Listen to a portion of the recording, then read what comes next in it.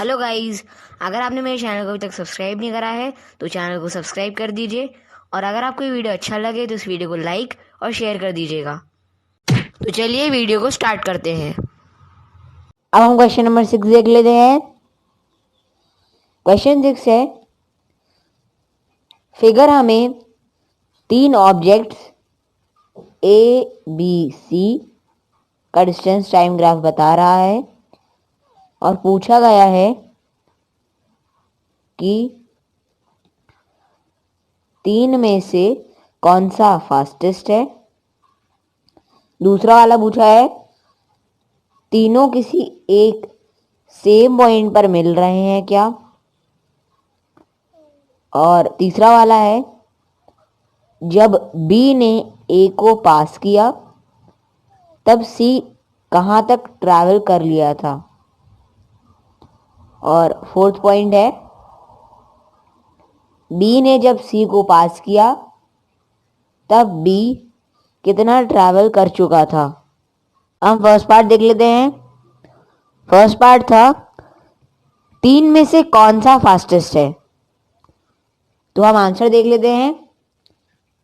First part में slope से भी हम क्वेश्चन सॉल्व कर सकते हैं, पर अभी 9th क्लास में स्लोप नहीं है, इसलिए हम एंगल चेक कर लेते हैं कि ए बी और सी कितने एंगल ज़्यादा बनाए हैं।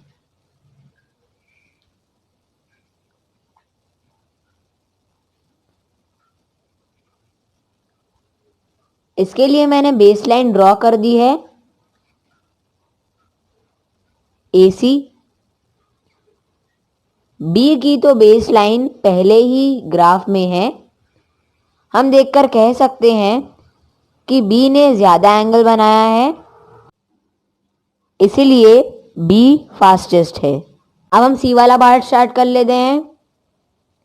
सी वाले पार्ट में डिस्टेंस एक्सिस पर 7 स्मॉल बॉक्सेस हैं जो कि 4 किलोमीटर के बराबर है। तो एक स्मॉल बॉक्स कितना होगा, 4/7 किलोमीटर होगा। अब हम देख लेते हैं कि जो इनिशियली जो ऑब्जेक्ट सी है वो ओरिजिन से कितना दूर है। ओरिजिन से वो 4 ब्लॉक्स दूर है, तो सी का डिस्टेंस ओरिजिन से हम निकालने के लिए क्या करेंगे, 4/7 इंटू 4 करेंगे। तो जब हम इसको सॉल्व करेंगे तो हमारा आंसर आएगा 16/7 किलोमीटर। तो हमने सी का डिस्टेंस निकाल लिया है ओरिजिन से। सी ऑब्जेक्ट ओरिजिन से 16/7 किलोमीटर दूर होगा। अब हमें सी का डिस्टेंस निकालना है जब बी ए को पास कर रहा था।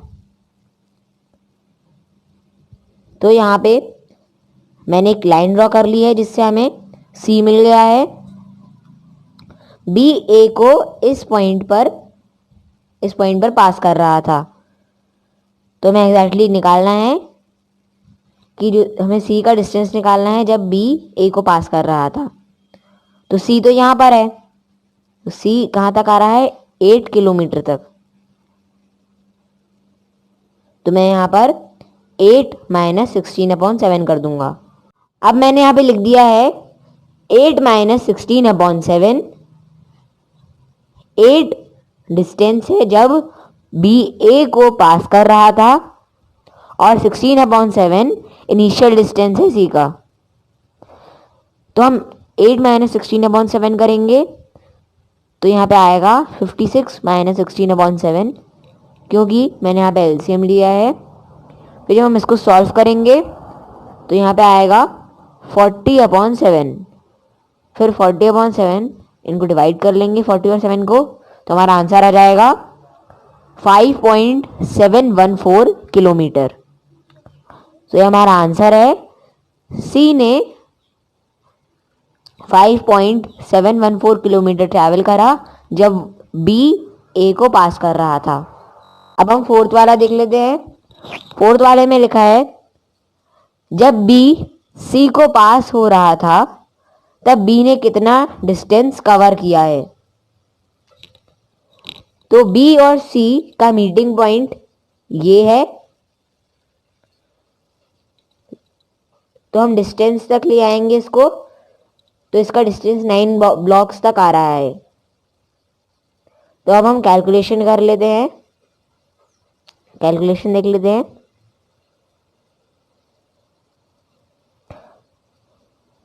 तो बी ने जब सी को पास करा था तो उसका डिस्टेंस था 9 बॉक्सेस। तो हम क्या करेंगे, 4/7 मल्टीप्लाइड बाय 9 करेंगे, क्योंकि जो 4/7 है वो एक बॉक्स का डिस्टेंस है। तो हम 4/7 इंटू 9 करेंगे, तो ये आएगा 36/7। 36/7 आया, तो 36 और 7 को डिवाइड करेंगे तो हमारा आंसर आ जाएगा 5.143 किलोमीटर। तो हमारा आंसर आ गया है कि जो बी है जब वो सी को पास कर रहा था तो उसने 5.143 किलोमीटर ट्रैवल करा है। अब हम क्वेश्चन नंबर 7 स्टार्ट कर लेते हैं। एक बॉल को 20 मीटर की हाइट से जेंटली गिराया जाता है। जेंटली का मीनिंग इसकी इनिशियल वेलोसिटी 0 है।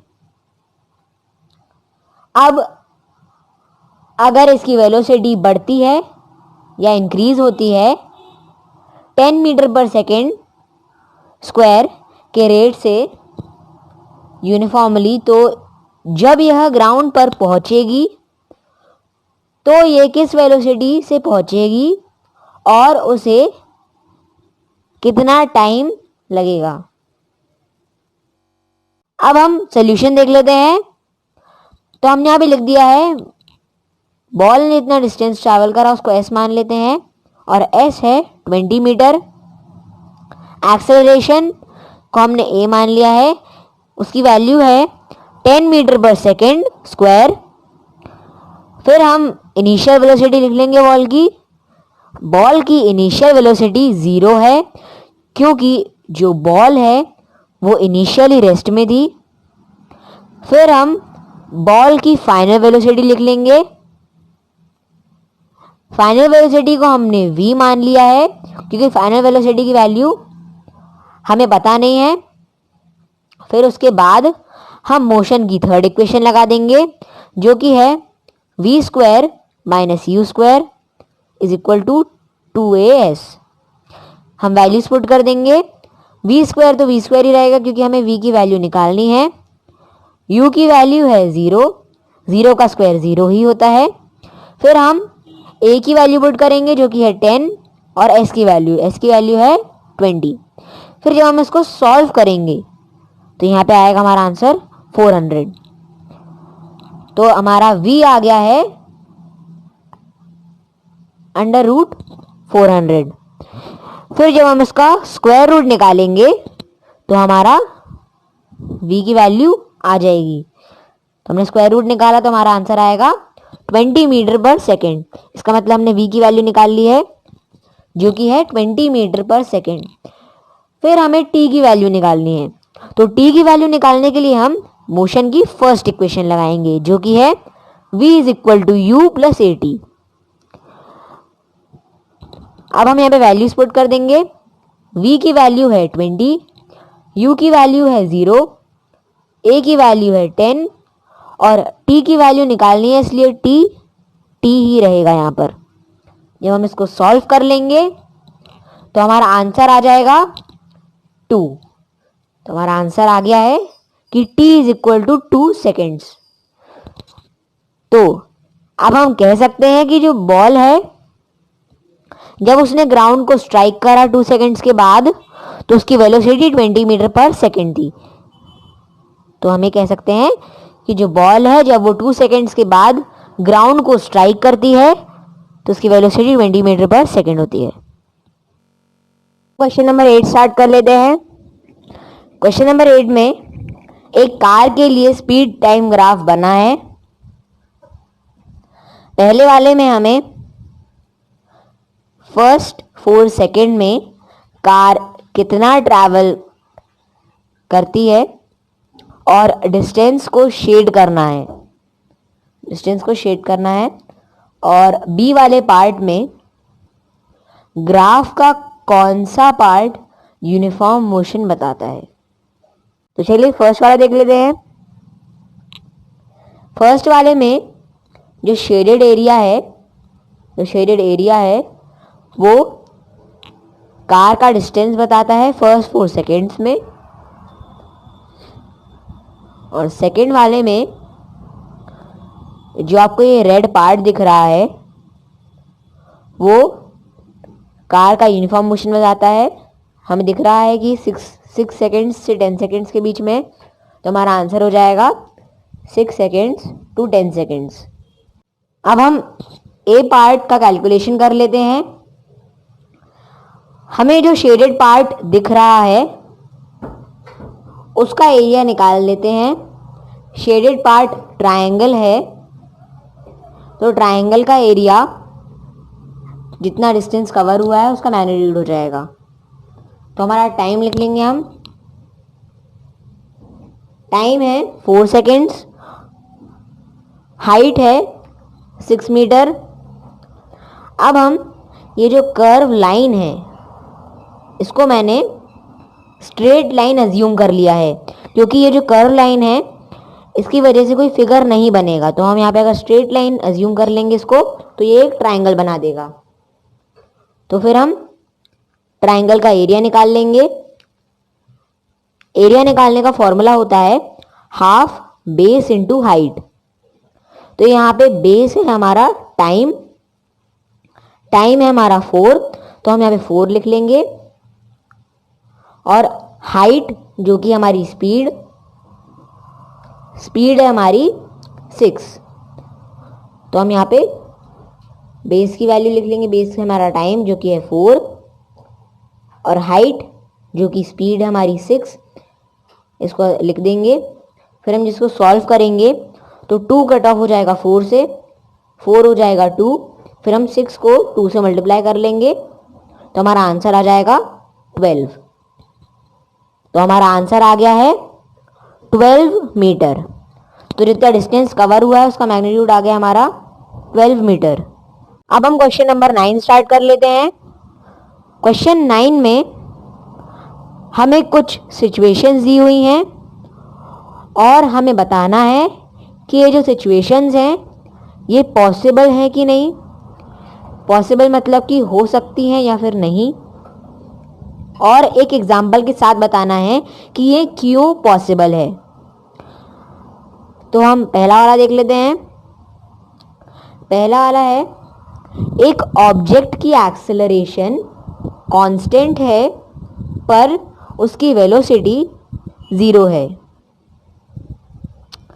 सेकेंड वाला है, एक ऑब्जेक्ट एक्सेलरेट हो रहा है पर यूनिफॉर्म स्पीड से।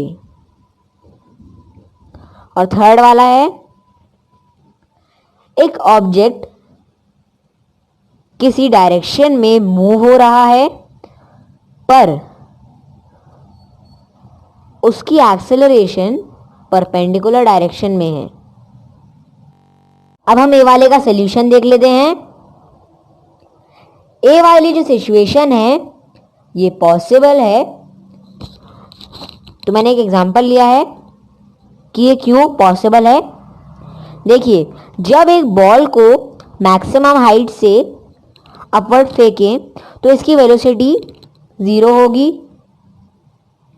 पर उस पर एक्सेलरेशन होगा। क्यों होगा? अर्थ के कारण एक कांस्टेंट एक्सेलरेशन जो कि g होता है, g मतलब ग्रेविटी होगा, और फाइनल वेलोसिटी उसकी 0 होगी। अब ग्रेविटी, जब बॉल मैक्सिमम हाइट तक पहुंच जाएगी, फिर जो ग्रेविटी है वो तो नीचे है, तो वो उस पर फोर्स लगाएगी और बॉल नीचे आ जाएगी। जब बॉल मैक्सिमम हाइट जो कि ये है इस पे पहुंचेगी, तब ग्रेविटी अपनी, वैसे ग्रेविटी तो फोर्स लगा ही रही थी, पर जब बॉल रुक जाएगी फिर वो नीचे आएगी, क्योंकि ग्रेविटी की वजह से नीचे आएगी और इधर आ जाएगी, और यहाँ पर भी उसकी वेलोसिटी 0 होगी। तो उसका जो एक्सेलरेशन है वो कांस्टेंट होगा। बी वाला सोल्यूशन देख लेते हैं। बी वाला जो सिचुएशन है ये इम्पॉसिबल है, क्योंकि एक्सेलरेशन का मतलब स्पीड में इंक्रीज या डिक्रीज होता है, और यूनिफॉर्म स्पीड का मतलब स्पीड में कोई भी चेंज नहीं होता है किसी गिवन टाइम में। तो ये जो सिचुएशन है ये इम्पॉसिबल है। नेक्स्ट सी वाली जो सिचुएशन है ये पॉसिबल है, क्योंकि जब एक कार सर्कुलर ट्रैक पर मूव करती है तब एक्सेलरेशन उसके डायरेक्शन के परपेंडिकुलर होता है। तो ये जो सिचुएशन है ये पॉसिबल है। हम क्वेश्चन नंबर 10 स्टार्ट कर लेते हैं। एक आर्टिफिशियल सैटेलाइट जो कि एक सर्कुलर ऑर्बिट में मूव कर रही है और ऑर्बिट की रेडियस 42,250 किलोमीटर है। अब हमें उसकी स्पीड निकालनी है जब वह 24 आवर्स लगाता है अर्थ के अराउंड मूव करने में। तो हम आंसर देख लेते हैं। हमें मालूम है कि speed is equal to distance upon time. तो यहाँ डिस्टेंस 2 पाई आर है, क्योंकि सर्कुलर ऑर्बिट का सरकमफेरेंस का जो फॉर्मूला होता है वो 2 पाई आर ही होता है। वह 24 आवर में कवर करता है। तो हमने यहाँ पे लिख दिया है time is equal to 24 hours. अब हमने जो फॉर्मूला लगाया है speed is equal to distance upon time, तो यहाँ पे स्पीड हमें निकालनी है, इसलिए स्पीड जो स्पीड ही रहेगी। यहाँ पे डिस्टेंस हमने लिख लिया है यहाँ पे, जो कि है 265,330 किलोमीटर, यहाँ पे हमने लिख लिया है और टाइम लिख लिया है। अब हम इन दोनों को डिवाइड कर लेंगे तो हमारा आंसर आ जाएगा 11,055.4 किलोमीटर पर आवर। तो ये क्या आ गई हमारी, ये आ गई हमारी स्पीड।